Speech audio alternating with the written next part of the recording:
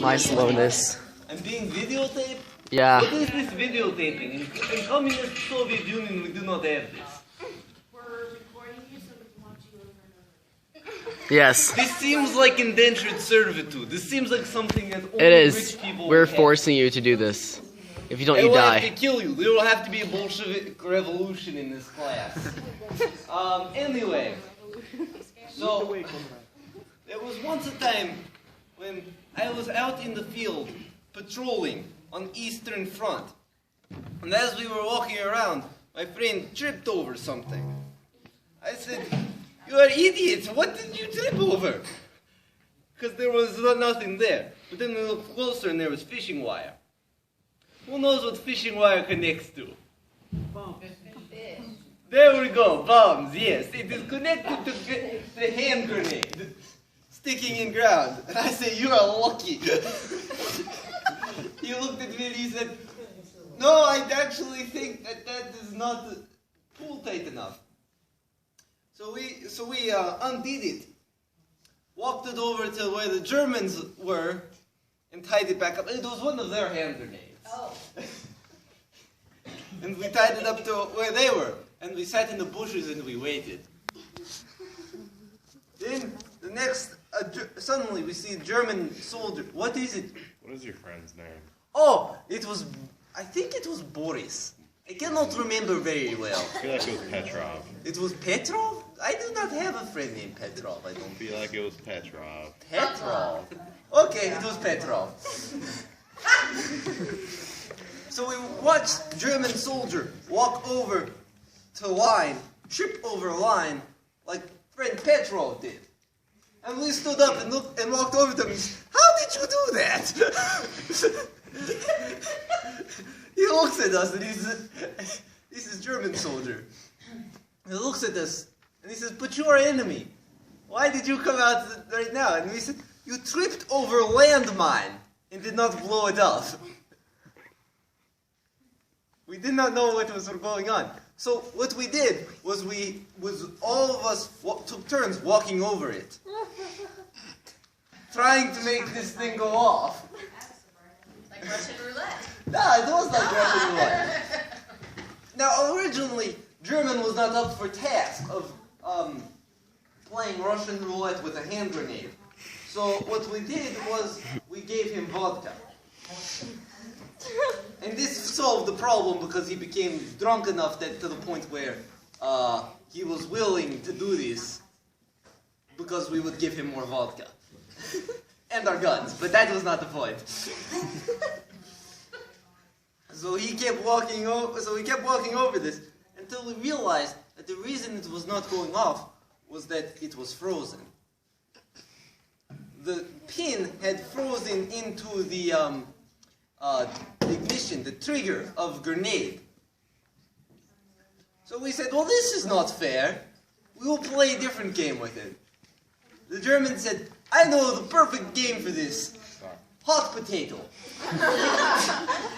I did not know what hot potato was. Yeah. Until he showed me. He picks up grenade, pulls the pin and throws it at me. I catch it, I throw it back, and he says, "Good, you know how to play games." So we throw a grenade around for about 3 seconds and the grenade does not go off. And we keep throwing it around and the grenade does not go. We cannot figure out why grenade does not go off.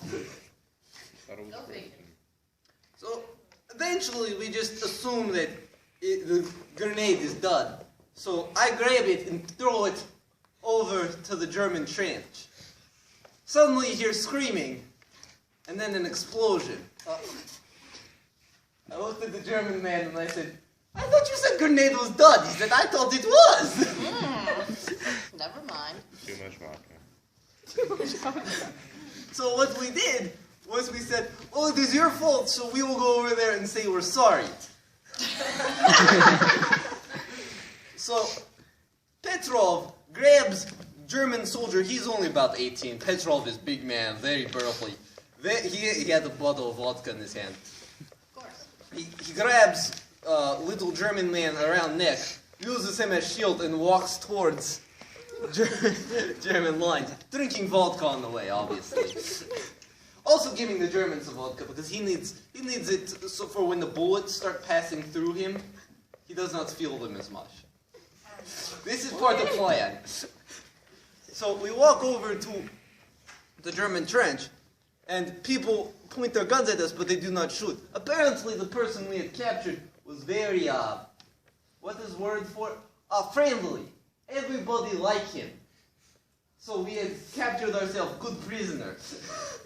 So as we walk over to them, they say, stop, and we stop. And then Petrov takes a swig, and then gives... It was just part of the fun, right? We say, we are sorry for throwing a grenade at you. We were playing hot potato, and the grenade would not go off. They looked at us for a second and thought we were crazy. Then they realized that we were just drunk. So they said, come in here, and we will forgive you. So we walked in there, and we both got clubbed over the head. We then woke up in captivity in German front lines. This was not a pleasant experience. They punched us a lot and did not give us any vodka. That was the biggest problem, was they did not give us enough vodka. We were not drunk enough for beatings. My father always gave me vodka before he beat me.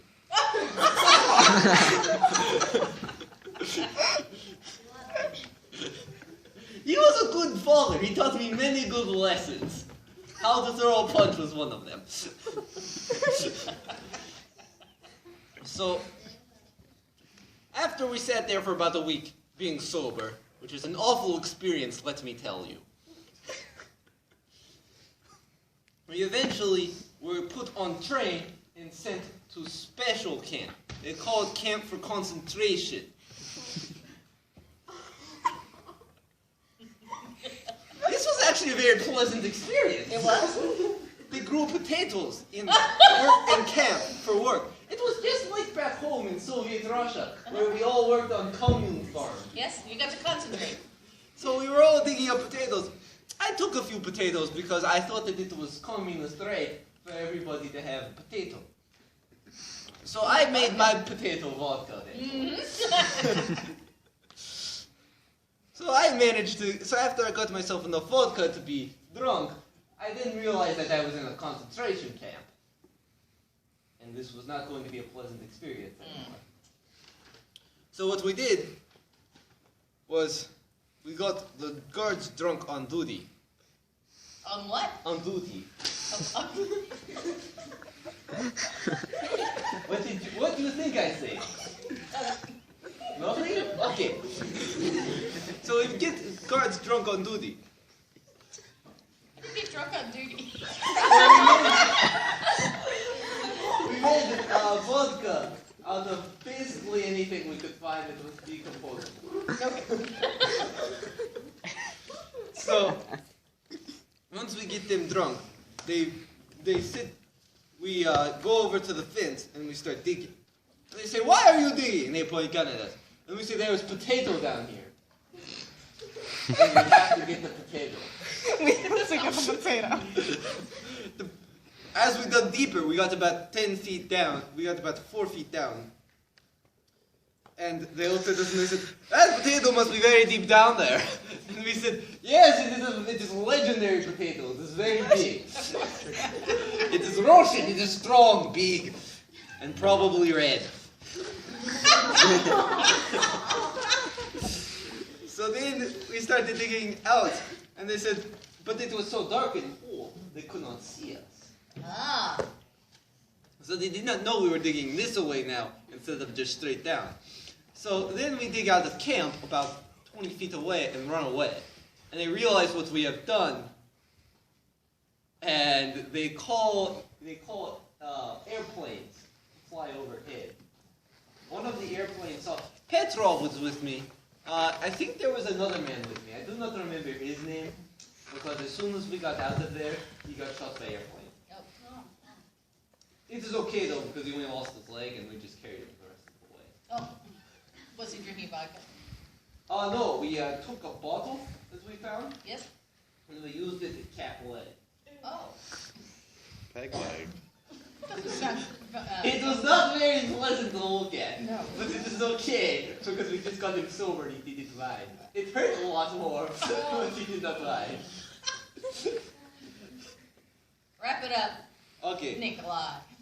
So after we get about 2 miles away, we run into tank battalion of Red Army, and they see this man and they say, "Where have you come from?" And we say, "There is camp over there. It is not a pleasant place. Go blow it up." So all tanks come to camp and roll it over, basically. They just keep driving forward and they roll over the fences, and then you see all the prisoners jumping on the tanks with clubs. And it looks like something out of the movies where there's like cavalry riding in, and they are bashing the heads of the Germans. It is good times. And that is how we got revenge on concentration camp. Interesting.